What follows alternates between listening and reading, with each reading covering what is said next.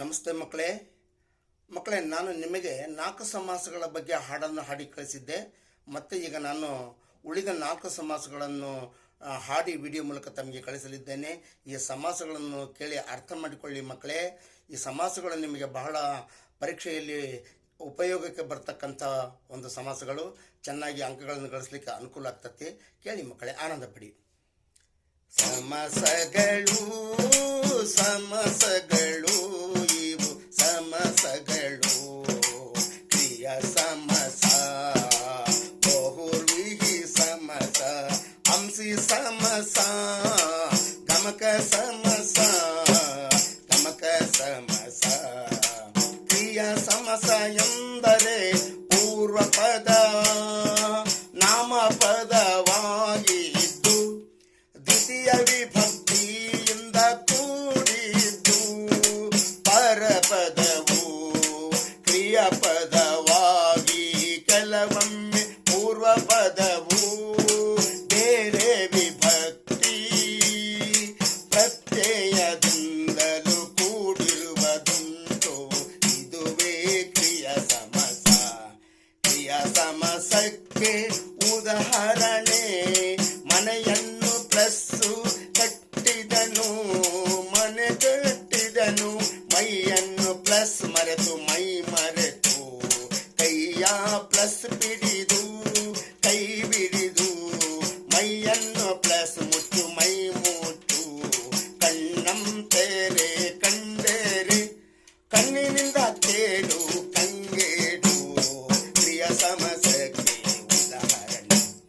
ಬಹುರ್ವಿಹಿ ಸಮಾಸ ಎಂದರೆ 2 ಅಥವಾ ಹೆಚ್ಚು ಪದಗಳು ಸೇರಿ ಸಮಾಸವಾಗುವಾಗ ಆ ಪದಗಳ ಅರ್ಥ ಮುಖ್ಯವಾಗದೆ ಬೇರೊಂದು ಪದದ ಅರ್ಥ ಪ್ರಧಾನವಾಗಿ ಬರುವುದಕ್ಕೆ ಬಹುರ್ವಿ ಸಮಾಸ ಎನ್ನುವರು.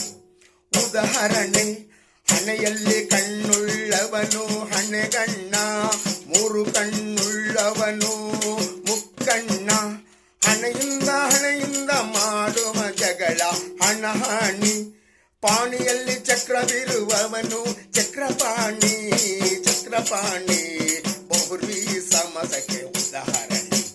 ಅಂಸಿ ಸಮಾಸ.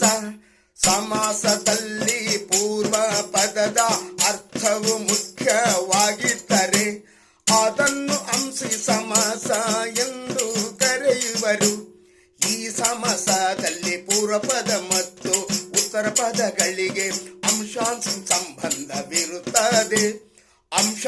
ಸಂಬಂಧವಿರುತ್ತದೆ. ಉದಾಹರಣೆ, ಕಾಲಿನ ಪ್ಲಸ್ ಅಡಿ ಅಂಗಾಲು, ನಾಲಿಗೆಯ ಪ್ಲಸ್ ತುದಿ ನಾಲಿಗೆ, ತಲೆಯ ಇಂದು ಹಿಂದೆಲೆ, ತಲೆಯ ಪ್ಲಸ್ ಮುಂದೆಲೆ, ಗೋಡಿಯ ಪ್ಲಸ್ ನಡುಗೋಡೆ. ಇವುಗಳು ಬಹುರ್ವಿ ಸಮಾಸಕ್ಕೆ, ಇವುಗಳು ಅಂಸಿ ಸಮಾಸಕ್ಕೆ ಉದಾಹರಣೆ. ಗಮಕ ಸಮಾಸ. ಕೊನೆಯದಾಗಿ ಗಮಕ ಸಮಾಸ. ಪೂರ್ವ ಪದವು ಸರ್ವನಾಮ ಕೃದಂತಗಳಲ್ಲಿ ಒಂದಾಗಿದ್ದು ಉತ್ತರ ಪದದಲ್ಲಿರುವ ನಾಮಪದದೊಡನೆ ಕೂಡಿಯಾಗುವ ಸಮಾಸವನ್ನು ಗಮಕ ಸಮಾಸ ಎನ್ನುವರು. ಅವನು ಪ್ಲಸ್ ಹುಡುಗ ಹಾ ಹುಡುಗ, ಅವಳು ಪ್ಲಸ್ ಹೆಂಗಸು ಆ ಹೆಂಗಸು, ಅದು ಪ್ಲಸ್ ಕಲ್ಲು ಆ ಕಲ್ಲು, ಇದು ಪ್ಲಸ್ ಶಾಲೆ ಈ ಶಾಲೆ, ಇದು ಪ್ಲಸ್ ತೋಟ ಈ ತೋಟ, ಇದು ಪ್ಲಸ್ ಪುಸ್ತಕ ಈ ಪುಸ್ತಕ.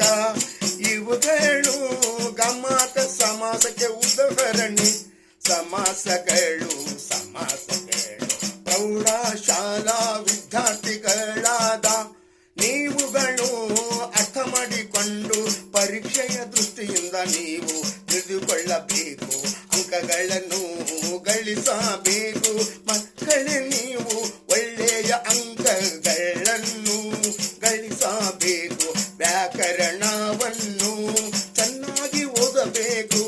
ಸಂಧಿಗಳ ಬಗ್ಗೆ, ಸಮಾಸಗಳ ಬಗ್ಗೆ, ಎಲ್ಲವುಗಳ ಬಗ್ಗೆ ತಿಳಿದುಕೊಳ್ಳಬೇಕು.